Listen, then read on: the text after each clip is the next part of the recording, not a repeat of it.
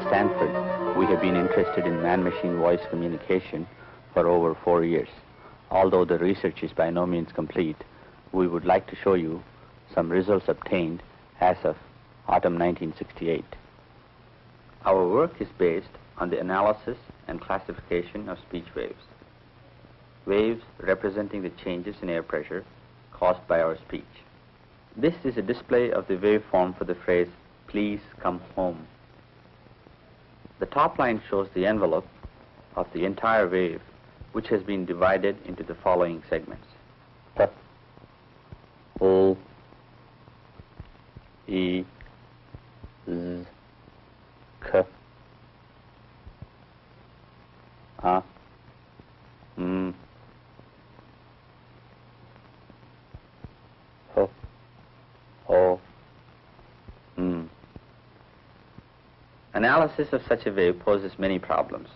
Notice that it is impossible to say where one sound ends and another begins, or where one word ends and another begins. In normal speech, sounds and words flow into one another with no apparent boundaries. Thus, the phrase ice cream is ambiguous. So, for the time being, we restrict ourselves to the recognition of a limited set of isolated words or phrases, or a few simple constructs made out of these.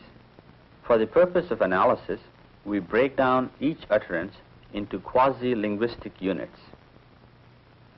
Thus, the word faster is treated as consisting of a fricative, followed by a vowel, followed by a fricative, followed by a stop, followed by a vowel, followed by a consonant, followed by a stop.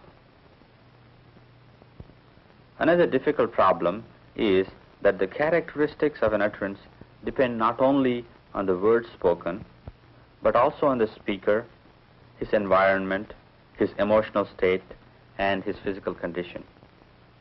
I love you. I love you. I love you. I love you. I love you. Thus, we must ask that the speaker speak distinctly and not vary his intonation from trial to trial.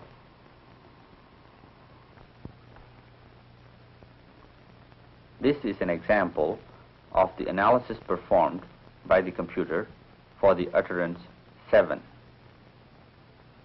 Parameters extracted from the speech wave are used to divide the utterance into segments with approximately similar characteristics.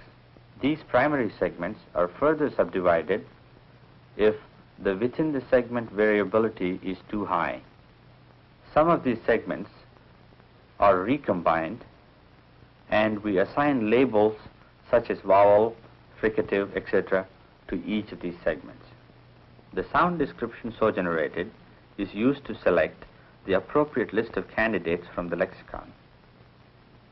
In this case, we choose all the two-syllable words which start with a fricative. Now we have to determine which one of these is most similar to the incoming utterance. Comparison with cycle yields a vowel similarity score of 88%, consonant similarity score of 49%, resulting in overall similarity score of 63%. The next candidate to be compared is 0, which is rejected as being very dissimilar. The candidate store is also rejected. A slightly different acoustic description of cycle yields a score of 70%. The candidate 7 receives a score of 93%. Another description of store is also rejected. On the basis of these scores, 7 is selected.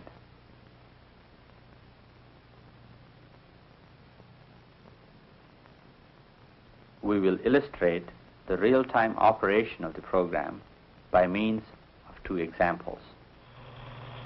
How are you?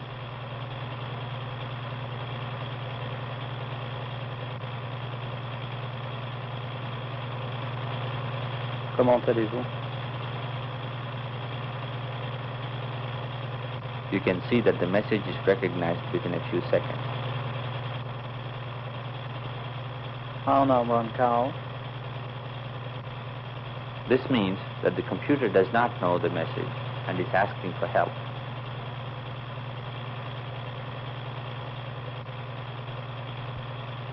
What is your name?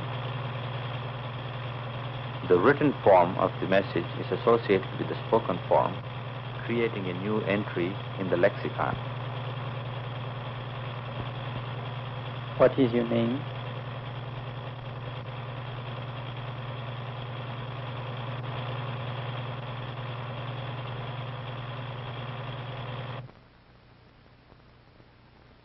Pick up the big block at the right side. This illustrates the operation of the hand-eye-ear program. The whole program takes about 75,000 words of code. It takes about 15 to 30 seconds from the time the command is given to the time the operation is completed.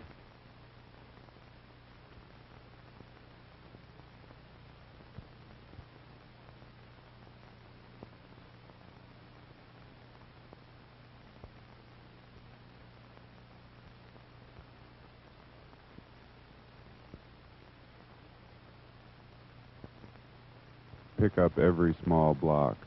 Unlike the previous example, where the utterances were recognized as a single unit, here the commands are analyzed by recognizing individual words within the sentence.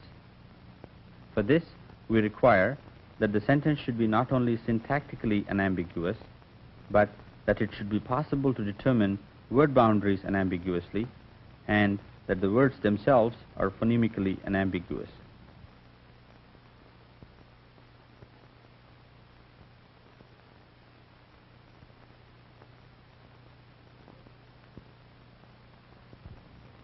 Before the computer can obey such commands, certain preliminary operations are required.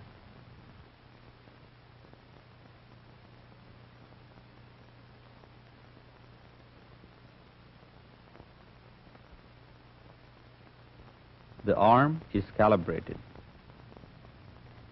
The transformation from the tabletop coordinates to the camera retinal coordinates is determined. The system is trained for individual voices. Rescan. Now the camera is instructed to look at the scene and generate descriptions of the objects in the scene.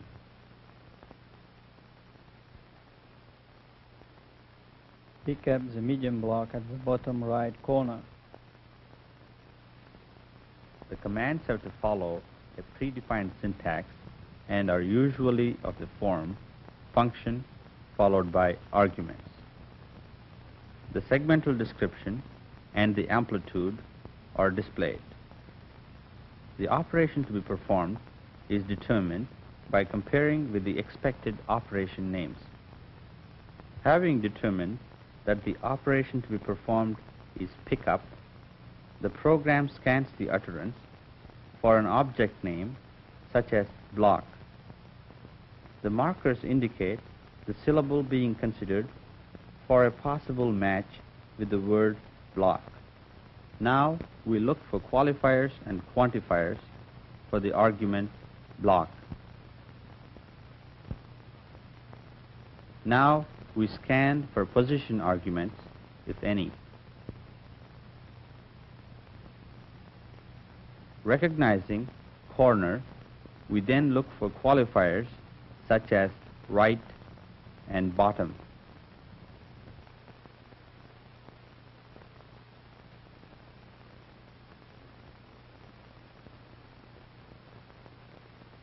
Pick up every block. There are many problems that remain to be solved.